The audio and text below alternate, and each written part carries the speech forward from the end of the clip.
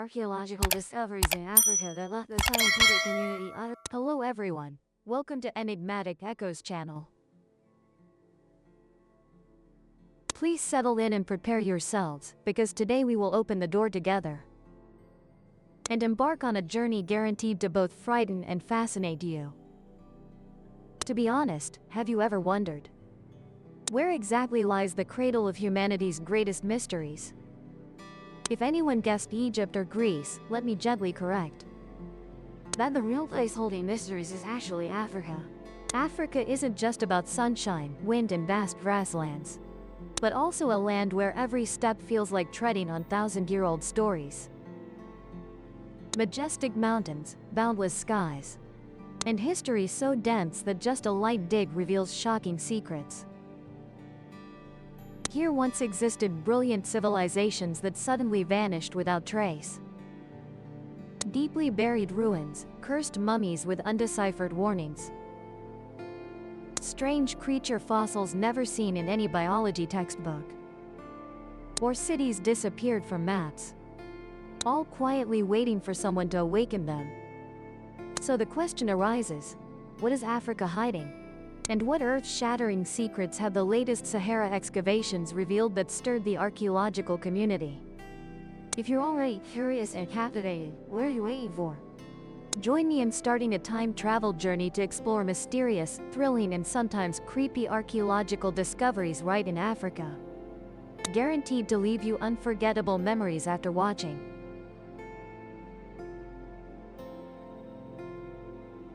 The mysterious alien cemetery. In the dense forests near Rwanda capital Kigali, where standing still for seconds makes mosquitoes think it's of a time, archaeologists accidentally discovered a massive mystery. It sounded like searching for artifacts, but feeling like wandering into a sci-fi movie. There, amidst decaying leaves and roots twisting as if to detain people, exists a cemetery so strange it gave scientists headaches pondering. Alien cemetery. But rest assured, the story behind is much more thrilling. You know, at this cemetery they counted nearly 40 graves. And in those 40 graves, they further counted nearly 200 skeletons. Each set was extremely well preserved, but their shapes, slightly different from us earthlings. Strange skulls, bodies mismatching any ancient human species. So strange that the excavation team could only explain after seeing them. Cannot rule out the possibility these are visitors from another planet. Chilling to hear, but also incredibly curious, right? And there's more. What puzzled scientists even more is the entire vast surrounding area shows no signs of human habitation. No houses, no relics, not even signs of war or traditional burial. As if a group of alien beings fell to Earth, had an accident, then were carefully buried by someone? But who did the burying? That's the question keeping people away. Of course, the alien story never ends. And it didn't stop at Rwanda but spread even to China.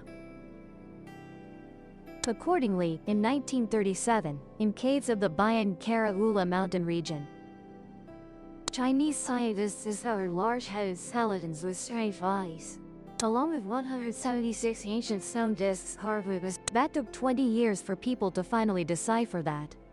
About 12,000 years ago, an object from the sky fell here. So no wonder netizens call it ancient evidence of UFOs, right everyone? But do you think that's all? Not yet. In Turkey, an ethnic minority person accidentally discovered a light blue mummy, about 1.2 meters tall, with small transparent wings on the shoulders and eyes 3 times larger than human eyes. It looks like it stepped right out of a Hollywood blockbuster. But it lay quietly in a glass-like coffin for tens of thousands of years. Then to Egypt, where every time you touch an ancient tomb, another mystery emerged. They found a mummy over 2.5 meters tall, with no nose, no ears, a wide mouth and no tongue. What's more frightening is that the burial goods don metal discs with strange inscriptions, metal clothing, and shoes made from synthetic. There were even carvings of planets and unknown types of machinery. The walls in the tomb chamber were perfectly smooth, as if cut by laser, while 4,000 years ago, the most advanced technology was probably just stone chisels. To this day, science still hasn't determined whether this is truly evidence of aliens, or just traces of a branch of humans that once existed then went extinct. How fascinating it would be if giants or tiny people once coexisted with humanity. And you, what do you think? Are we seeing traces of an extraterrestrial civilization? Or just a lost chapter of human history? If you were there at midnight, shining a flashlight on these strange skeletons, which hypothesis would you believe? And would you dare to stand there for long? As for me, I'd probably run even faster. Having Wi-Fi signal ready at all times is good, because just looking at the images gave me goosebumps all over. Really couldn't stand being there. If you think Egypt is the endpoint in the world of mummies, then perhaps you need to reconsider. Because why? You know, that's because deep in the desert mountains of southwestern Libya, a place few would expect, exists a terrifying story, but also breathtakingly beautiful. That is the Taswinat mummy. Older than Egyptian mummies by over 1,000 years. Just hearing this makes it sound fast. A historical drama is about Libya, a dry, sandy desert region, as if wanting to wear away you in the skin. But if we rewind time about 5,500 years, this place was lush green, full of lakes, herds of cattle leisurely grazing, like shooting a countryside music video. No joke. Even back then it was so beautiful that scientists had to call it the African human period. Indeed. Just hearing the name makes me want to go to South. The travel timing fits perfectly. It is precisely because of that that in the winter of 1958, archaeologist Fabrizio Mori, who is regarded as a true mystery hunter, decided to explore the natural cave, Mojiak. In this area, he wasn't searching for gold, nor hunting for, but simply wanted to discover how ancient life had once unfolded. But fate was to play big jokes, because what Mori found and excavated ended up astonishing the entire world. Initially, there were just ancient drawings on rocks depicting men, livestock, and wild animals. Evidence proving this place was once no less than a city. But then, by digging deeper into the sauce, Mori unexpectedly touched a string. That bundle wasn't made of stone, nor loose bones, but a cocoon made from goat or antelopes. He wasn't sure either. But the real surprise was inside that cocoon. Why'd I call it a shock? Because inside was a small body, shriveled, having slept for 5,000. To better understand its identity, and the reason the mummy remained here, Mori sought out paleontology experts for analysis, and the results revealed this is the mummy of a child about 3 years old, who died around 5,400, curled up in a fetal position, wearing a necklace made of ostrich eggshells, a luxurious piece of jewelry at that time. The body had undergone mummification ritual. Internal organs were removed after death, through incisions in the abdomen and chest. This process is called evisceration, and replaced with herbs, likely for the purpose of preserving the body, and replaced with herbs. A technique so sophisticated that no one, it appeared even before ancient Egypt. Just then, he said he froze for a few minutes, even shed tears. Looking at that image, who wouldn't feel heartbroken? But what stunned the scientific community? Just the mummy. But also a big unanswered question: whether the mummification practice in ruin inspired ancient Egypt. For these were two cultures developing in parallel. If we talk about Tashwinat's story, it's not just about a mummy, but also a reminder that history is never simple. And the more we explore, the clearer we see that it is a mummy. And all the stories about mummies inspired ancient Egypt. For these were two cultures developing in parallel. No one knows for sure, but the Tashwinat shattered the centuries-old notion that Egypt was the cradle of African mummification. In reality, this continent still holds, and the deeper we dig, the more we realize how little we know. And that's not an exaggeration, folks. What do you think? How many more mysteries are buried beneath the Sahara Desert? If given a chance, would you dare to explore a cave like Mojiak? Or would you run away at the mere mention of mummies? Please comment below so I can see who is the bravest person here. 2.4 million year old archaeologist in Algeria proves Africa has not just one, but multiple cradles of humankind. In the sun-scorched, windy lands of where sandflies, thick and stones outnumber the population of an neighbor, scientists have excavated a treasure. But not gold, silver, or jewel, but a treasure of human history. This treasure is powerful enough to make the archaeological world jump up, scratching their heads wondering, oh my, have I misunderstood history all? The story goes like this. In the Ain Bushehrite area, More than 300 kilometers east of Yep, 250 stone tools were discovered, neatly arranged, alongside 296 animals, all dating back up to 2.4 million. Hearing this number makes one's limbs go with, because that means our ancestors set foot in North Africa 600,000 years earlier than previous estimates. Truly astonishing.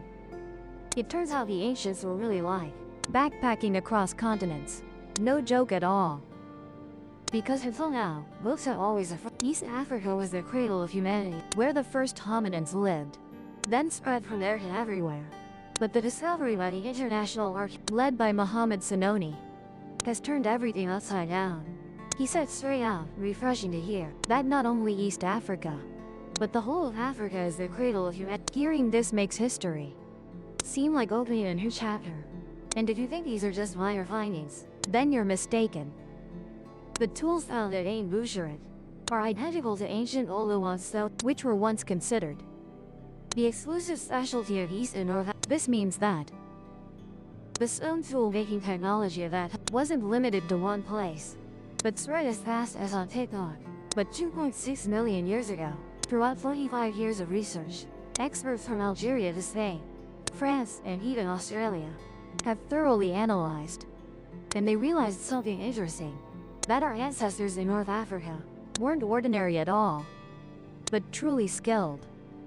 They knew how to use sharp tools to dissect, separate meat, process animal carcasses, not just scavenging after lions. As some previous hypotheses have mentioned, it's not certain they went to level, but they definitely received the first portion, rather than waiting for leftovers. Anyway, even though this discovery is shocking, East Africa still holds an important position, with tools that are 2.6 million years. Therefore, archaeologists believe that, if excavations continue, it's very likely Algeria will also appear, with additional ancient artifacts of the same as East Africa.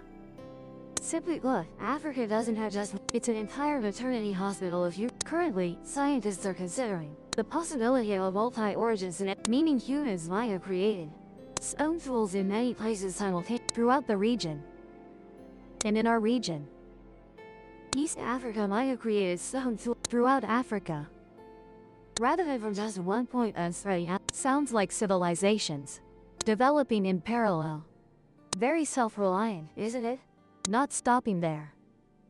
The discovery in China earlier this year of 2.12 million year old stone also suggests that our ancestors might have left Africa earlier than imagined. But without evidence from Algeria, this story is still missing half. Our ancestors didn't only go east, but also went west, forming a migration map much larger than what was previously recognized. Think about it, did humanity start from what were many places? And are we standing on land that billions of years our ancestors once passed through? Just imagining it already makes one's back feel slightly cold, but also extremely fascinating, isn't it? The 200,000-year-old ancient tomb hidden underground of another human species makes humanity reconsider about itself. If you ever believe that only Homo sapiens, we just learned how to bury the dead, only when you know how to cherish what you have. The ceremony should be much more confident now, because the story I'm about to tell next, this might make you want to sit down, take a deep breath and slap yourself in the face. Huh, so all this time, did I misunderstand all of that? You know what?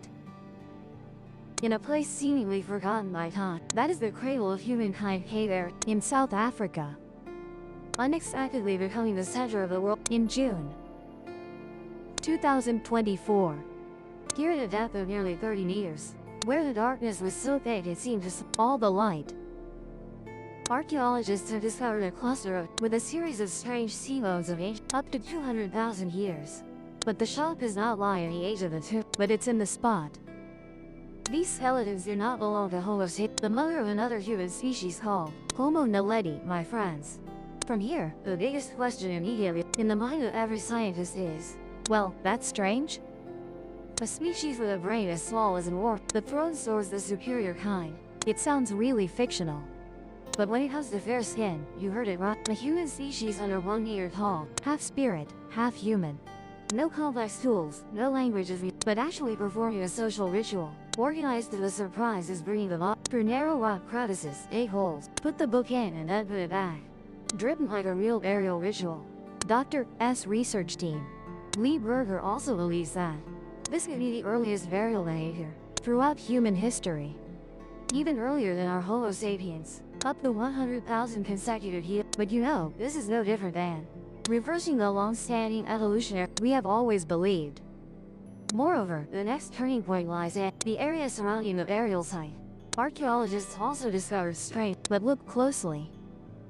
It seems to be a form of primitive pictographic language. If this hypothesis is correct, then Homo naledi also left behind traces of art, or something very similar to spirituality. Just think about it. The species we once considered inferior turns out to have a spiritual life, deeper than any prediction. And if that is true, then our evolutionary history is no longer as simple as in textbooks. Thus, this discovery hasn't opened a door so large that it could make the entire scientific field its curriculum? How many human species have existed? How many behaviors thought to be unique to Homo actually began long ago? And a question that makes us ponder: what caused Homo naledi to disappear? Were they driven to extinction by modern humans? Or simply an evolutionary branch that reached a dead end? In some ways, this discovery is like an excavation, not only of the Earth, but also of human memory itself. It forces us to reconsider concepts of and the true meaning of being human. And you know, sometimes the stories that frighten us most are precisely the ones that help us understand ourselves better. So in your opinion, Homo naledi, who were they really? A mysterious human, a community capable of love, or a fragment of memory that humanity has unintentionally buried for 200? Honestly, after examining this discovery, I feel like I've entered a dead end. 400 forgotten footprints in Tanzania tell a story from 20,000 years ago. Would you believe me if I told you that in a hot land like Jiang, the wind blows so strongly it could blow? There exists a diary so special that it has no writing, no ink or paper, only footprints. Unbelievable, right? But you know what? We can see images of ourselves in a buried land where we survived for tens of thousands of years under volcanic ash, lying still waiting for modern humans to discover and read it. Hearing this feels really mysterious, doesn't it? The story begins at Angarsero, right at the foot of Old Lenga in Tanzania, where every time it erupts, the entire land changes color. But fortunately, that very ash layer is so clear that looking at it reveals who dragged their sandals, who stepped heavily. Of course, the most interesting thing for archaeology is not the quantity, but how all 400 of those footprints tell the story. Because after that, scientists said they had determined these footprints belonged to 17 people who lived from 19,000 to over 5,000 years ago, a period so long that compared to human lifespan today, it's almost infinite. Especially in that group of 17 people, there were 2 men and 1 child. And think about it, 14 women walking close together, crossing the wilderness to do what? To be honest, it sounds a bit strange, but I can't think of anything other than them moving like a prehistoric shopping group. Exactly like a whole group, walking while chatting. Except, chatting with eyes. And the sound of sandals on sand without to tell me. As it is now, of course, science never stands still according to our prediction. They began researching and publicly admitted that perhaps they were searching for food or migrating seasonal, though unsure if that was accurate or not. But in reality, from analyzing the size and depth of the footprints, experts actually discovered the ancient social structure. Therefore, the fact that women played a key role in the moving group indicates they might have been the ones responsible for seeking food. Far from the image of men hunting, women gathering that books often depict. However, a child accompanying them, many people wonder if it was brought along by its mother or the whole group to take young children as part of their cohesive community life. Though we cannot get answered definitively about the role of that child, but you see, just from a few footprints, an entire picture of ancient life emerges vividly as in a documentary. It's so vivid that paleontologist Helen Halla even calls this a direct window into the past, because these footprints are so detailed that you can imagine they just walked through here this morning. Heels, toes, walking posture are all preserved by nature, in a nearly perfect state. And Professor Cynthia Lucas Pierce believes that the volcano, which we often think is destructive, is actually the silent guardian of this heritage. It's truly moving. A very ordinary human moment, accidentally occurring just when nature rage and thus was preserved forever. These footprints, speak Dawn, but they tell a story in a language that anyone just looking at these ones speechlessly, that is the language of existence. With each step, we see how ancestors cooperated with each other, moving in groups, and how they live in a harsh environment, yet still resilient, like a mountain of rock. When looking at it, we wonder, who is the person left the deepest footprints? That child is running and playing joyfully. Do you hold on tightly to adults? And where did that journey take you that day? Some questions will remain forever. There is no answer. But thanks to 400, that footprint, we understand one more thing. Human history does not merely exist among the skeletons and tools, ancient but also hidden within every step left by our ancestors. Ordinary steps, but strong enough to withstand time. For tens of thousands of years, ladies, that's impressive. The child's remains in the grave. 78,300 years old. You know, in life there are some sentences, a story that only needs to be heard once. It made me feel as if time has stopped in a few seconds, not because it's creepy in a mnemonic songing style, but because it is so full of humanity that it left us speechless. And the story of the grave of a baby, 78,300 years old, carefully buried in a Panga cave, oh my god, in Kenya, is proof of that. When scientists first entering the cave, Professor Nico Boyhood exclaimed of this place, "It's truly one of a kind." It sounds of S nodded, Dawn. Deep beneath the cave floor, from the current, about 3 meters, where the light is almost out of reach, they have discovery of a buried tomb. Purpose: this is an extremely rare thing at such a distant time. Inside the tomb, they found the remains of a baby are lying there. Lean to the right, legs bent, close to the chest. So you were just take a long nap, but one that lasted a bit too long. 78,300. After analysis, scientists said you were about 2.5 to 3 years old. And to name you, they called you child. Swahili. What surprised researchers was the level of preservation of the skeleton. Professor Maria Martinon Torres described that the jawbone, unerupted teeth, ribs, all remained in their original positions, yet the curvature of the chest cavity was still. This means the grave had never been disturbed. You were laid out, and nature gently closed that 78,300 year diary. But the most touching part lies in the small but extremely meaningful detail. Toto's remained wrapped in a shroud, and the head was placed on a pillow made of organic material that decomposed over time. Just think, 78,300 years ago, in a pitch dark cave, someone placed a pillow for a child, not for show, not for elaborate rituals. Isn't that simply because of love? Although there were no burial goods or offerings like in later period graves, the way ancient people cared for Toto clearly shows this wasn't the work of one person, but there was a whole community behind it, preparing together, burying, covering with soil, all done very quickly and neatly. The story seems to end here, but upon deeper analysis, scientists discovered something interesting. That Toto belonged to the Homo sapiens, but still retained some dental characteristics of older ancestors. This makes everything even more mysterious. Had modern humans of that time developed burial customs to this extent yet? And did Neanderthals influence this ritual? Or did both human species share some common culture?